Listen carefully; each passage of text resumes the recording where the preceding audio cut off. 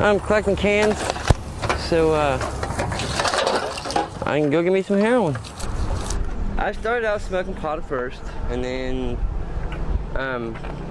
we were putting a fence around my brother's trailer, and my brother started on one side, I started on the other, and the guy that did the electricity screwed it up and he made the whole trailer hot. So when I touched both sides of the fence together,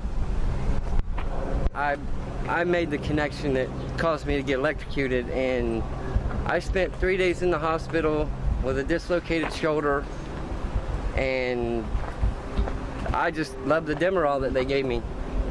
And then after I got out of the hospital, I got a prescription of Vicodin, and then went to Oxycontin, and then 30s. Okay, you got a kid right here. And because it was so much cheaper, a buddy of mine introduced me to heroin, and I've been doing that ever since because it's a lot cheaper.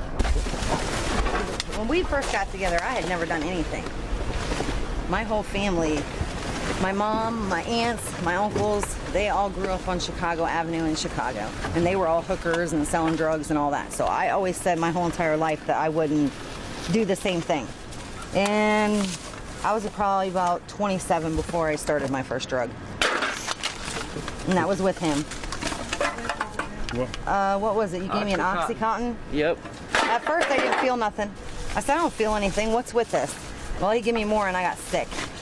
I was trying to hide it from her, but she caught me and my brother and one of his friends snorting one, and I wanted to try it too, and I told her she didn't want to, and I got me some money, and I'm getting ready to go to my dealer's house and get me some heroin.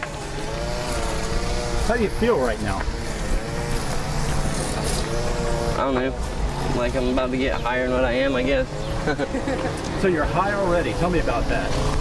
I don't know, I don't want to say it makes you feel normal, but it just gives me energy and perks me up and makes me happy.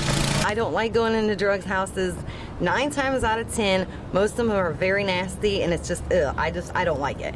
I'd rather sit out here and wait. He gets mad sometimes because he has to do everything, but I don't see it.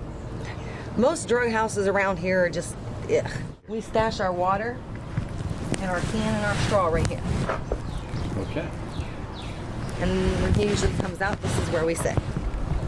Well, let's put it on there and then cut it in half. Like I told you, it looks like tar. Yeah, it's pretty nasty stuff.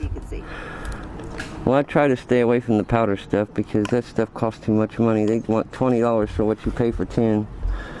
And don't give you nowhere near the amount.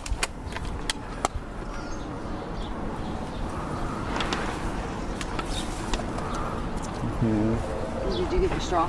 I don't know, there was some black dude in there. He was like, man, we got some killer ass hard over here. Never seen him before.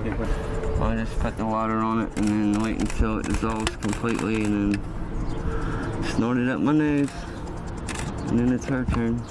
But normally we do it here because we don't want to get caught with it. Here, you go ahead and do it. So. Watch that dude down there loading up that truck. Oh, those dudes are the scrapyard dudes.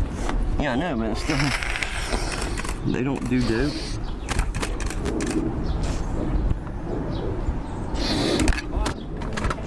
Go by her merry way. Okay, and I put your cigarette out. Oh, you can light another one. Did you get the cigarettes? Yeah, go ahead. Oh, okay. Did they ask you for cigarettes? No. And I don't know what it is about the buzz that I get from heroin as opposed to being clean. It just makes you feel more of what you're supposed to be. I mean, I know there's normal, but this makes you feel above and beyond normal. It makes you feel you can do way more than what you can. But what it actually does is it brain screws you and you overwork yourself. But when you do dope, it makes you feel like you're Superman in a sense. I mean, there's nothing you don't think you can do. We don't do it to where we get really high or anything like that. Not crazy. Out and all that. No. There's no sense in doing that. You waste your buzz, in my opinion. I'd rather just have more energy. Yeah, that's the main reason why I do it. So that way I can work 10 times harder. Well, it makes me think I'm working 10 times harder.